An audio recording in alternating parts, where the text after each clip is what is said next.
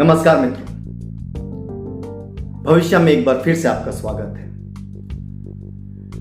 आज मैं एक बहुत ही इंटरेस्टिंग टॉपिक पर आपसे चर्चा करना चाहता हूं। वो टॉपिक है भाग्य और कर्म का, कि भाग्य ज्यादा बलवान है कि कर्म ज्यादा बलवान है। सफलता के लिए भाग्य की ज्यादा आवश्यकता होती है कि कर्म की ज्यादा आवश्यकता होती है। मेरा मानना है कि जिस प्रकार माता और पिता के बिना संतान की उत्पत्ति नहीं हो सकती, वैसे ही भाग्य और कर्म के बिना सफलता प्राप्त नहीं की जा सकती। That's it. दोनों का तालमेल जरूरी है, दोनों का समामेलन जरूरी है।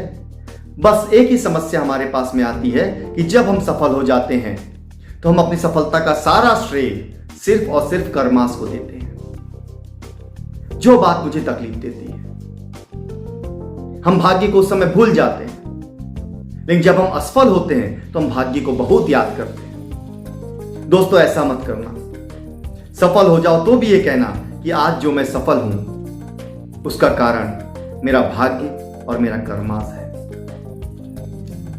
अच्छा दोस्तों, अब इसी टॉपिक को मैं बहुत एक इंटरेस्टिंग वे की ओर लेके जाता हूं कि जिस प्रकार आपका शरीर कभी कमजोर होता है या कोई तकलीफ होती है या थोड़ा सा आप अनईजी फील करते हैं तो आप क्या करते हैं? आप दवाई खाते हैं, टैबलेट्स लेते हैं, विटामिन्स लेते हैं, इम्यूनिटीज वाली आप गोली खाते हैं, राइट?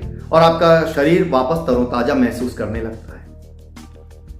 लेकिन जब भाग्य कमजोर होता है तब क्या करते हो? भाग्य की तो कोई दवाई होती नहीं है। इस साइंस ने सब कुछ बनाया, भाग्य की दवाई नहीं बनाया। तो फिर कैसे करें? भाग्य को मजबूत करने के लिए कैसा करें?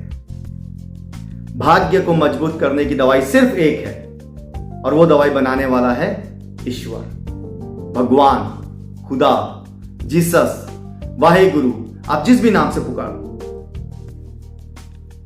दोस्तों, शरीर के लिए दवाई है तो भाग्य के लिए भी दवाई होनी चाहिए। तो भाग्य की दवाई क्या होती है? भाग्य की दवाई होती है मंत्रास, ध्यान, मेडिटेशन, परोपकार, ह्यूमन बीइंग वैल्यूज और दूसरों की सेवा। तो दोस्तों, जब भी आपको लगे कि आपके कर्मा से आपके रिजल्ट्स नहीं मिल रहे हैं तो डेफिनेटली आपका भाग्य कमजोर बैठा हुआ है। तो भाग्य को भी मजबूत बनाइए, भाग्य को भी तरोताजा रखिए, भाग्य को भी सामर्थ्यवान बनाइए। होता है, भाग्य भी कभी कभी कमजोर हो जाता है, और ऐसा नहीं है कि भाग्य जो कमजोर हो चुका है वो अच्छा नहीं होता है। भाग्य को भी उसका सम्मान दीजिए, भाग्य का भी ख्याल रखिए। जिस प्रकार भाग्य आपका ख्याल रखता है, आप भी भाग्य का ख्याल रखिए। तो दोस्तों, जब भी जीवन में असफलताओं की थपेड़े ज्यादा आए, जब भी आपके कर्मास रिजल्ट देना बंद कर दे, जब भी आपका परिश्रम व्यर्थ हो जावे, तो आप ध्यान रखना कि कहीं ना कहीं भाग्य की कुंजी खो गई है। और उस भाग्य की कुंजी को वापस लाने के लिए मेडिटेशन, मंत्रास, सेवा, दान, तप, त्याग, परोपकार, ह्यूमन वैल्यूज, लोगों की सेवा, गरीबों की सेवा और इस तरह के कामों पे ध्यान दीजिए। ज्यादा समय नहीं देना है, थोड़ा सा ध्यान दीजिए और भाग्य देखना अपने आप वापस प्रस्फुटित हो जाएगा, अपने आप खुल जाएगा। तो दोस्तों, ध्यान रखिएगा, सिर्फ शरीर को दवाई देना जरूरी नहीं है, भाग्य को भी दवाई देना जरूरी है।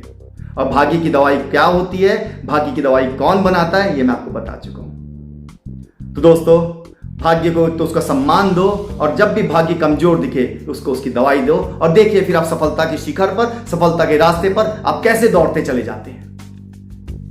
थैंक यू दोस्तों। अब अगले सेशन में हम फिर से किसी नए टॉपिक, नए इंटरेस्टिंग टॉपिक पे चर्चा करेंगे। तब तक के लिए धन्यवाद।